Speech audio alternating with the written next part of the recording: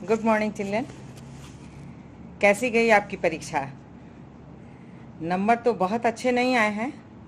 कुछ लोगों ने अच्छे पाए हैं, लेकिन कुछ लोगों ने बहुत मन लगा के नहीं पढ़ा है। अच्छे से पढ़ना है, अच्छे से प्रश्नोत्तर करना है, बहुत ध्यान से, क्योंकि प्रत्येक विषय महत्वपूर्ण है। सिर्फ 2 ही विषय नहीं, 3 ही विषय नहीं, हर विषय में आपको अच्छे नंबर लाने हैं। ठीक है, तो हम लोग आगे बढ़ते हैं। बिहारी लाल के दोहे को पढ़ते हैं। बिहारी लाल की एकमात्र रचना बिहारी सतसई से ये दोहे उद्धृत हैं, और ये दोहे, उनके सारे दोहे गागर में सागर भरने के समान है, ये हमने बताया। और आपको ज़रूर लिखना है कि बिहारी लाल के दोहे गागर में सागर भरने के समान है, और इन्होंने नीति, भक्ति और श्रृंगार सभी विषयों पर इनकी रचना है। ठीक है, तो हम लोग आगे बढ़ते हैं कि प्रगट भये द्विजराज कुल, सुबस बसे ब्रजाई, मेरे हरो कलेश सब केशव केशव राय। इस दोहे में बिहारी लाल श्री कृष्ण से प्रार्थना करते हैं कि आप ब्रज में आकर बस गए, द्विजराज कुल में जन्म लिए और ब्रज में आकर बस गए। श्री कृष्ण चंद्रवंशी हैं। द्विज मतलब चंद्रमा भी होता है और द्विज मतलब ब्राह्मण भी होता है। तो आप ब्रज में आके बस गए हे श्री कृष्ण, इसलिए आप का नाम केशव भी है, और केशव, हे केशव, आप मेरे पिता के समान है, इसलिए आप मेरे सारे कष्ट, आप मेरे सारे क्लेश को दूर करें। यहाँ ये जो पंक्ति है कि मेरे हरो कलेश सब, कलेश मतलब समझ रहे हैं, क्लेश, दुख। मेरे हरो कलेश सब केशव केशव राय। केशव श्री कृष्ण को कहा गया और केशव राय उनके पिता का नाम था, इसलिए उन्होंने श्री कृष्ण की तुलना अपने पिता से की है कि आप मेरे पिता के समान हैं। जिस प्रकार पिता अपने बच्चों के कष्ट को दूर करता है, वैसे ही आप मेरे भी कष्ट को दूर करें। समझ लिए? ठीक है, आगे बढ़ती हूँ मैं। अब जो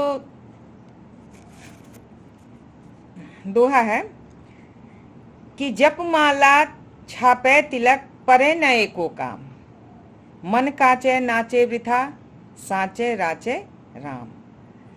यहाँ इस दोहे में आप लिखेंगे कि इस दोहे में बिहारी लाल ने सच्ची भक्ति पर बल दिया और बाह्याडंबर का विरोध किया है। जप माला छापे तिलक, उन्होंने ये कहना चाहा कि बहुत सारे लोग जप करते रहते हैं, हमेशा दिखावा करते रहते हैं, माला पहने रहते हैं बड़े से, छापे तिलक, और छापा वाला राम नाम का वस्त्र देखिएगा कि बहुत लोग गेरुआ रंग धारण करके वो पहने रहते हैं, तिलक लगाए रहते हैं। तो इसका उन्होंने विरोध किया है, इसका उन्होंने खंडन किया है, और ये कहा है कि जप माला छापे तिलक, सरे नए को काम, इससे कोई काम सिद्ध नहीं होती है, इससे सच्ची भक्ति को प्राप्त नहीं किया जा सकता है। ऊपरी दिखावा करके मनुष्य सच्ची भक्ति प्राप्त नहीं कर सकता है। मन काचे नाचे वृथा, साचे राचे राम। मन यदि कच्चा है, मन यदि कच्चा मतलब मन अपरिपक्व है, जब मन काचे ना, तो जब अपरिपक्वता रहेगी तो मनुष्य जो है वो व्यर्थ में मंडराता है, व्यर्थ में सांसारिक मोह माया में फंसकर, भौतिक सुख में फंसकर वो ऊपरी दिखावा करता है। तो मन काचे नाचे वृथा, साचे राचे राम। इसलिए उन्होंने कहा कि जो सच्ची भक्ति करेगा उसी को राम मिलेंगे, अर्थात उसी को ईश्वर की प्राप्ति होगी। एक बार फिर से सुन लीजिए।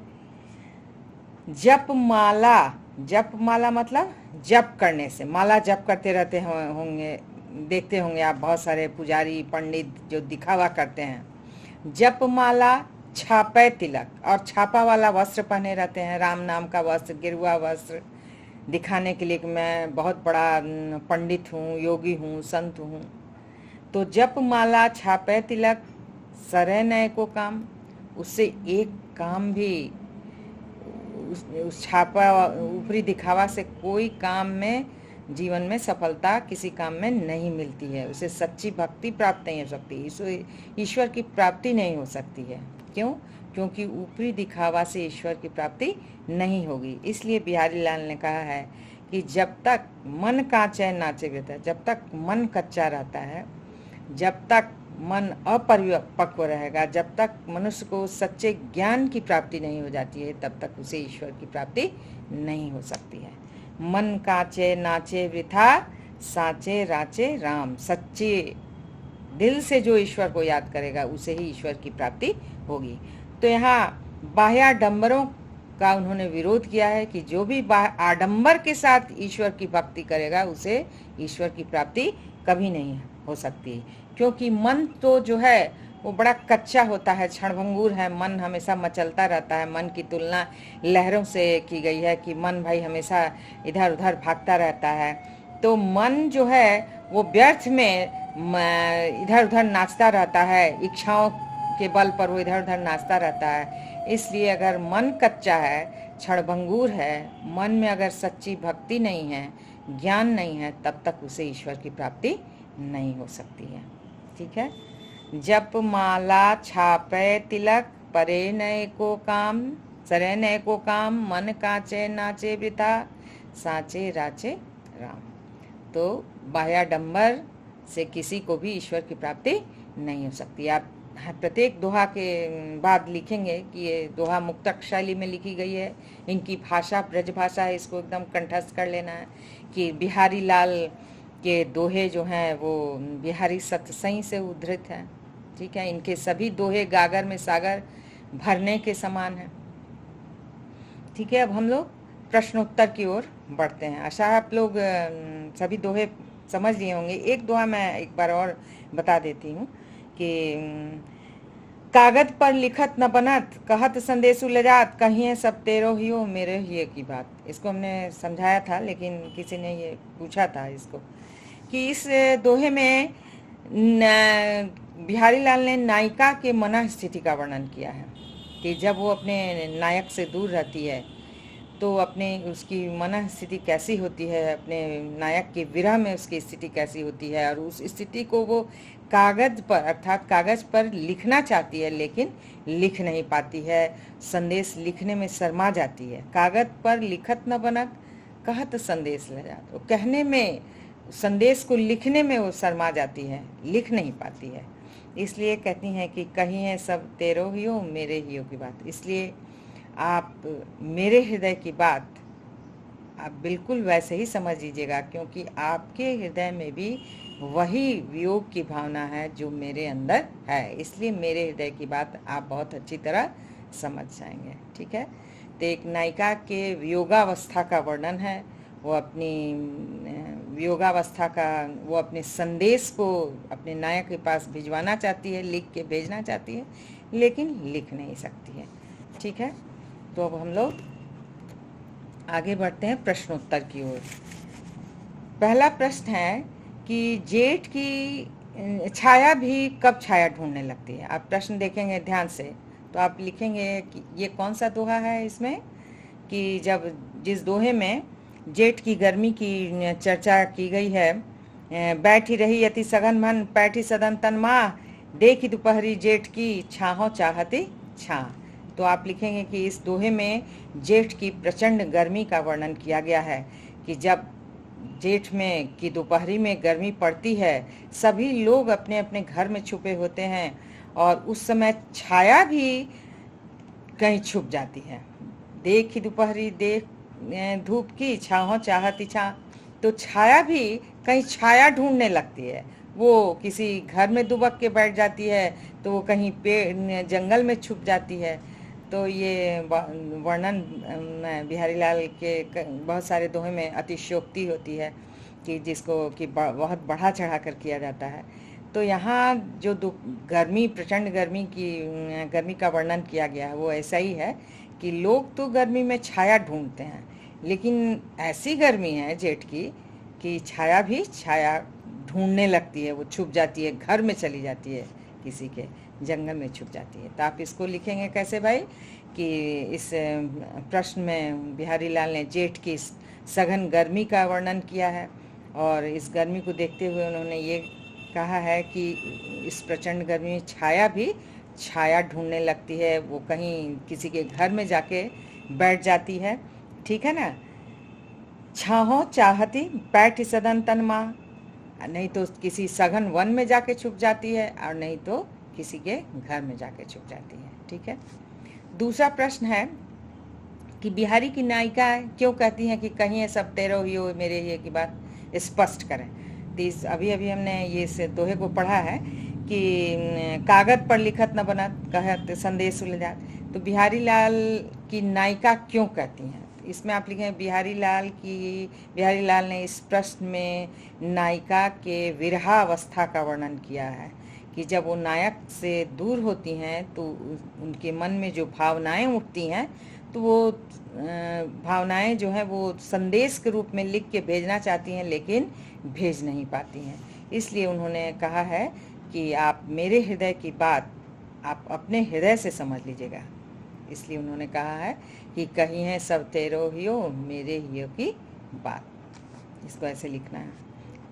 जब भी प्रश्नोत्तर लिखेंगे तो आप ये जरूर स्पष्ट करेंगे इस दोहे में एक लाइन लिख के कि इस दोहे के माध्यम से बिहारी लाल ने ऐसा कहना चाहा है। तीसरा है सच्चे मन में राम बसते हैं, दोहे के संदर्भानुसार स्पष्ट करें। अभी हम लोग जो अंतिम दोहा पढ़े हैं जप माला छापे तिलक पर सरे नय को काम, कि सच्चे मन में राम बसते हैं दोहे के। तो दोहे जब तक आप दोहा समझे नहीं रहेंगे कैसे लिखेंगे, तो आप लिखेंगे इस प्रश्न के माध्यम से कवि बिहारी ने सच्ची भक्ति पर बल दिया है कि मनुष्य के अंदर जब तक ज्ञान की प्राप्ति नहीं हो जाएगी, जब उसके अंदर की अज्ञानता खत्म नहीं होगी तब तक उसे सच्ची भक्ति नहीं मिल सकती है। इस दोहे के माध्यम से उन्होंने बाह्याडंबर का विरोध किया है, पंडित और मुल्लाओं का विरोध किया है, क्योंकि जब तक बाह्याडंबर रहेगा मनुष्य उसी के पीछे भागता रहेगा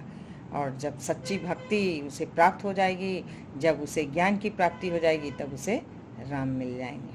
तो आपको सच्चे मन में राम बसते हैं दोहे के संदर्भानुसार लिखना है। तो दोहा वही है जप माला छापे तिलक वाला, उसी के दिमाग में रखते हुए वही लिखना है कि इस दोहे में बाह्याडंबर का विरोध किया गया है और सच्ची भक्ति पर बल दिया गया है। अब है चौथा, गोपियां श्री कृष्ण की बांसुरी क्यों छुपा लेती हैं। ये तो सबसे आसान है कि इस दोहे में श्री कृष्ण बिहारी लाल ये कहना चाहते हैं कि गोपियां जो हैं वो श्री कृष्ण का सामीप्य पाने के लिए, सानिध्य पाने के लिए वो श्री कृष्ण की मुरली को छुपा देती हैं और श्री कृष्ण जब मांगने आते हैं तो कहते हैं कि मेरे पास तो नहीं है, हमने नहीं छुपाया। तो बांसुरी क्यों छुपा लेती हैं लिखना है, तो श्री कृष्ण की बांसुरी इसलिए छुपा लेती हैं ताकि श्री कृष्ण उनसे बातें कर सकें, उनका सामीप्य हासिल कर सके, उनका सानिध्य हासिल कर सके और इसलिए वो गोपियाएं जो हैं वो उनका मुरली छुपा देती हैं। पांचवा है कि बिहारी कवि ने सभी की उपस्थिति में भी कैसे बात की जा सकती है इसका वर्णन किस प्रकार किया है, इसे अपने शब्दों में। ये दोहा तो भाई बहुत अनोखा है कि कैसे अनुप्रास अलंकार का बहुत सुंदर दोहा है कि कहत नटत, इसी दोहे के माध्यम से लिखना है कि कहत नटत रिझत खिजत हिलत मिलत लजियात भरे भवन में करत हैं नैनन ही सो बात। तो सबकी उपस्थिति में आप ऐसे लिखेंगे कि बिहारी लाल ने इस प्रश्न में ये कहना चाहा है कि एक नायिका भरे भवन में अपने परिवार के साथ बैठी हुई है, वहाँ नायक उसको इशारों में बुलाता है, वो ना कहती है फिर हाँ होता है, इशारों में ही बातें होती है और उनके ना कहने हाँ कहने में वो रीझते हैं, खींचते हैं, फिर दोनों की आंखें मिलती हैं और शर्मा जाते हैं। तो इस प्रकार दोनों जो हैं बिहारी के नायक और नायिकाएं जो हैं वो इशारों में ही बात करते हैं, इसको यहाँ लिखना है।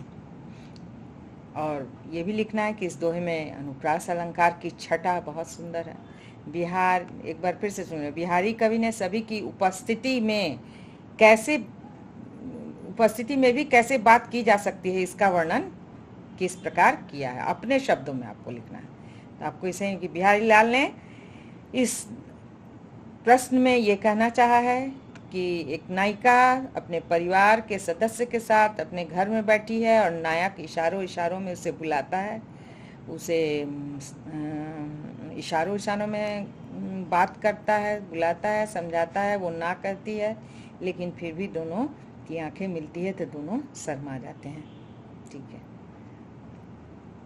अब है भाव स्पष्ट, जो कि जो भी दोहे हम लोगों ने पढ़े हैं उसी के मनो नीलमणि सैल पर आता परिप्रभात। भाव स्पष्ट में 2 या 3 लाइन में लिखना है कि बिहारी लाल ने इस दोहे में कृष्ण के सौंदर्य की चर्चा की है कि सोह थोड़े पीत पट श्याम सलोने गात मनो नीलमणि सैल पर आता परिप्रभात। तो श्री कृष्ण जब पीला वस्त्र धारण करते हैं तो वो ऐसे सुशोभित होते हैं जैसे नीलमणि पर्वत पर सूर्य की पहली किरणें पड़ती हो।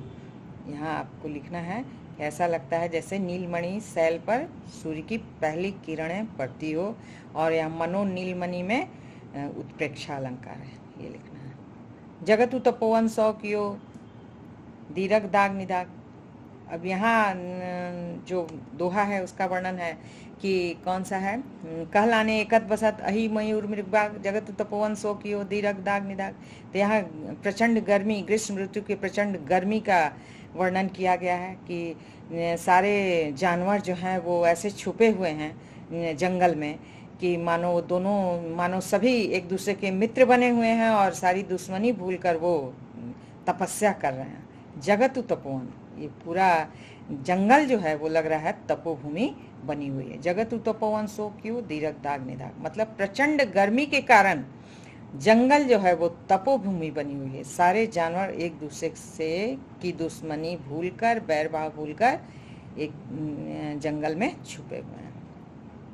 ठीक है, एक है लास्ट, जपमाला छापे तिलक सरे नैको काम मन कांचे नाचे वृथा साचे राचे राम। ये अभी बताया गया, आपको स्पष्ट करना है कि इस दोहे में बिहारी लाल ने सच्ची भक्ति पर बल दिया है, ऊपरी दिखावा का विरोध किया है कि जो भी व्यक्ति ऊपरी दिखावा करता है, जोगिया वस्त्र पहनता है, तिलक लगाता है और माला का जप करता रहता है दिन रात, उसे सच्ची भक्ति कभी प्राप्त नहीं हो सकती है। बल्कि मन कांचे, बल्कि मन अगर सच्चा होगा, सच्चे मन से ईश्वर को याद किया जाएगा तो उसे ही सच्ची भक्ति, उसे ही राम मिलते हैं।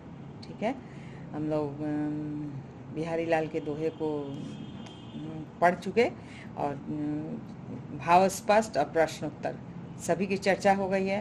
और जब भी लिखेंगे आप ये जरूर लिखेंगे कि बिहारी लाल के दोहे बिहारी सत्संग से उद्धृत है, मुक्तक शैली में लिखी हुई है, और इसकी भाषा कौन सी है, ब्रज भाषा है। बिहारी की भाषा कौन सी है, ब्रज भाषा। जैसे कबीरदास की भाषा सदुकड़ी थी तो इनकी भाषा ब्रज भाषा है। ठीक है, फिर हम लोग अगले क्लास में नए चैप्टर को पढ़ेंगे और आप बहुत ध्यान से इसको पढ़ेंगे, दोहराएंगे। ठीक है, और